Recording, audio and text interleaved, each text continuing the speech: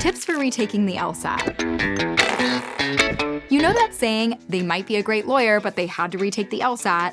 Yeah, no one says that. Most people don't want to take the LSAT more than once, but sometimes things happen that are out of our control, and that's completely fine. You don't get many do-overs in life, but you do with the LSAT. In this video, we'll talk about when retaking the LSAT makes sense, and how you can change your prep to create your LSAT retake strategy. First, how do you know if you should even retake the LSAT? Did you do worse on your practice test due to nerves, technical difficulties, or something else? Did you realize that you didn't prep as much as you should have or under unrealistic conditions? Did you get a score that's not near the median of your target law schools? If you answered yes to any of those questions, you might want to consider retaking, especially if you know you didn't perform at your usual level. But let's go back and talk about law schools for a second. Many students wonder if law schools look down on having more than one LSAT score. That's not necessarily true. It used to be that law schools averaged multiple LSAT scores. Now, almost no law school still averages multiple scores. They'll still be able to see all your scores. However, they only report the highest score for purposes of ranking. So it's always better to retake the LSAT if there's a chance you will get a much higher score. Here's another question to ask yourself. Are you even eligible to take the LSAT again? LSAC has limits on how many times someone can take the test. Those are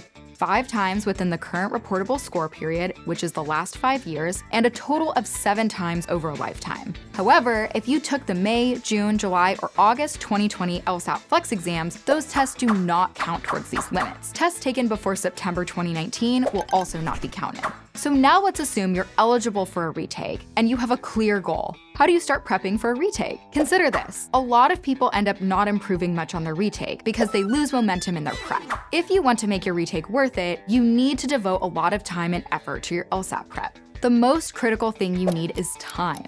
Make more time than you did last time. Make more time than you think is necessary. Aim for at least 1 month or 2 of timed LSAT practice and full-length practice tests. Do a deep analysis of your past practice exams. If your official LSAT was disclosed, you can start there. Scrutinize all your strategies and pick apart all the questions you got wrong until you can confidently explain them to someone else. If you never took your practice tests in realistic testing environments, the real thing probably felt weird. This time around, try to replicate the testing environment as much as you can when taking practice tests. This helps with your time management and test anxiety. Finally, stay positive. Retaking the LSAT is tough, but you're coming in at a greater advantage than when you first started. If you need more help with your LSAT retake, check out the description below to download our free guide to retaking the LSAT. And don't forget to subscribe to our channel for more LSAT and law school admissions advice.